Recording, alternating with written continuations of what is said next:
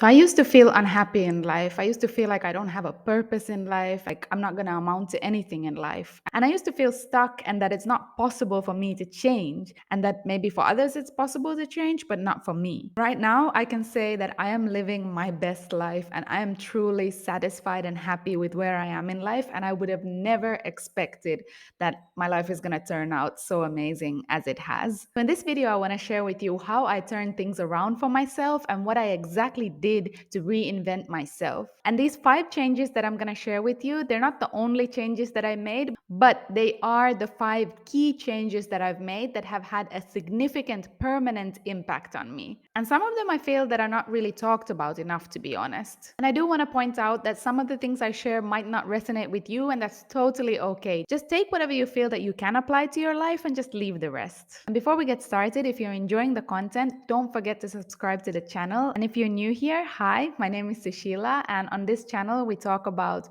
how to manage our time, how to manage our lives, how to feel better, and so many more topics. So let's get started and jump into habit number 1 to how I turned my life around. Number 1 is that I stopped drinking alcohol. Now, I wouldn't call myself a person who ever had a drinking problem, and it wasn't like I was drinking every day, and I don't think I was addicted to it. So obviously, if you are in the stage of your life where you feel like you are addicted and you really have a major problem, then you probably want to seek professional help, and just deciding to quit might not be enough. But for me, alcohol was something that I used to consume like twice a week at some point when I was a teenager, especially, and then later, like once a month or so. I got drunk for the first time when I was 13 years old, without my parents' knowledge, obviously. So for me, I started drinking to fit in, to try something new and exciting, to be cool, and just get over my social anxiety and meet new people and, have the courage to be something that I thought that I wasn't. And then later, I needed to get drunk just to dance in the club and have fun and be wild. And later, I wanted to be cool again in front of guys and impress them. And I probably didn't really realize what a fool I was making out of myself while I was getting drunk. Then again, in my 20s, I drank to get over heartbreak and just to forget everything, forget reality. And then at some point, I just realized that, hey, I don't like the person that I become when I drink.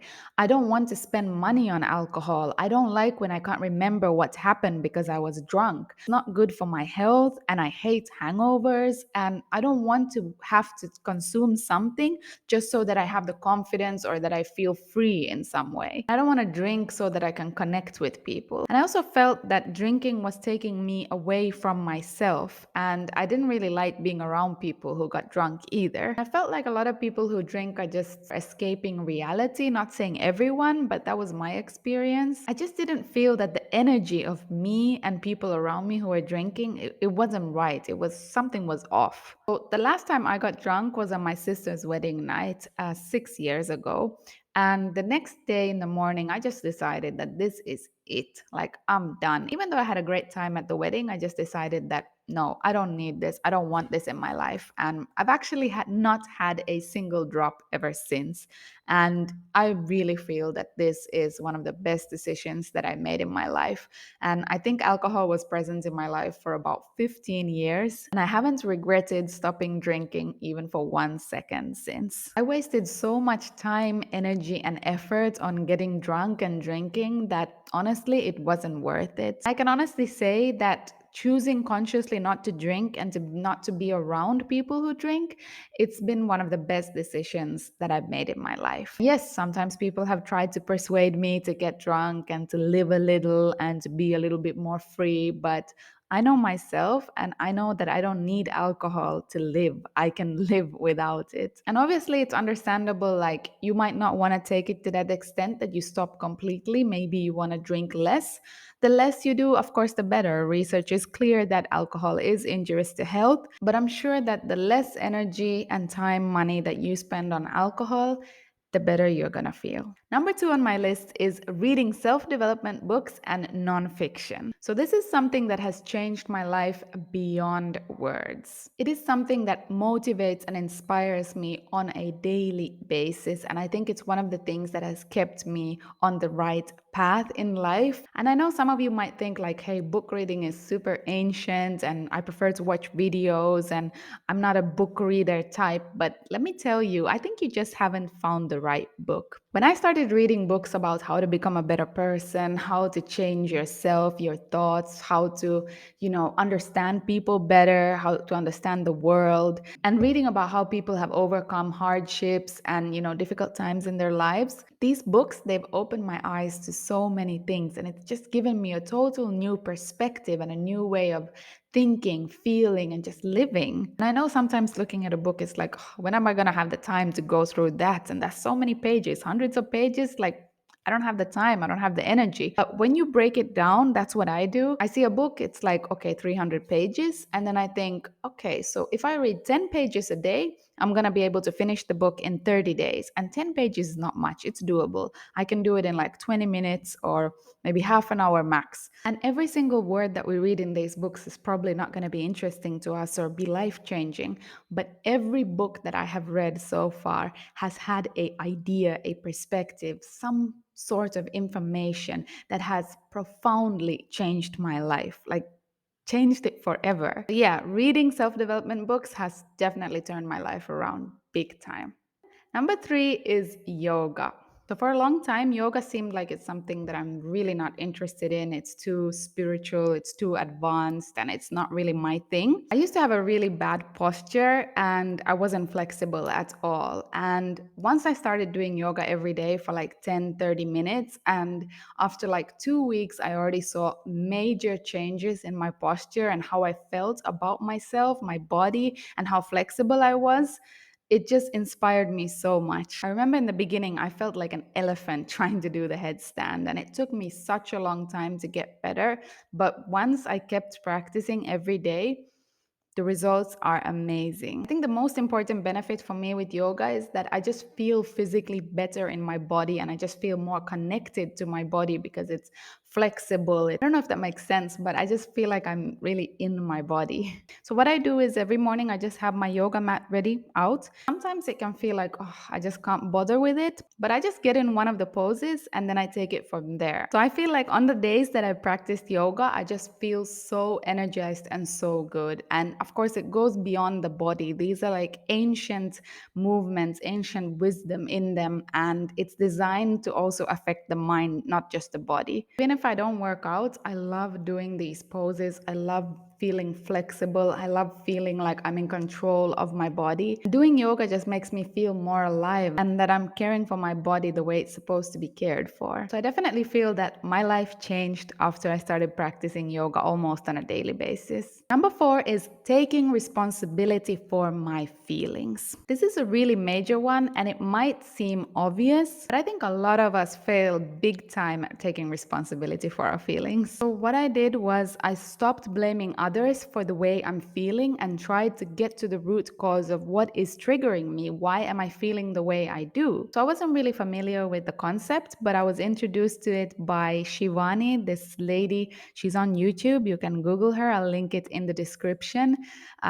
She's a spiritual leader, and she talks about how we can change our emotions, we can change the way we think, the way we are, the way we feel, the way we behave with other people. And the way she explained it, everything was just so clear and obvious, but it had a huge impact on me. And I was able to start applying it into my own life. I used to think that I cannot change my thoughts, I can't change how negative I feel, I can't change how I behave with others, how I experience the world. And I used to think that I can't become a better version of myself. Like, this is who I'm gonna be forever. So if I hadn't been introduced to her videos in like 2014 and 15, I don't know where I would be right now. And I'm not a person who likes to glorify like leaders or any religions or anything. I feel like there's good information and valuable ancient wisdom in all, places where we look.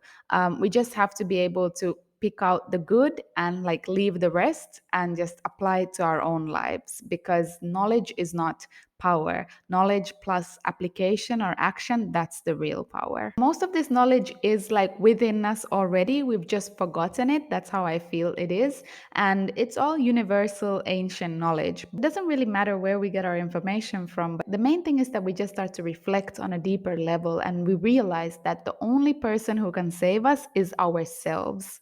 That's really what I feel, that we can save ourselves from our own suffering by just changing the way we think and feel and experience the world. This has been a life changing understanding for me.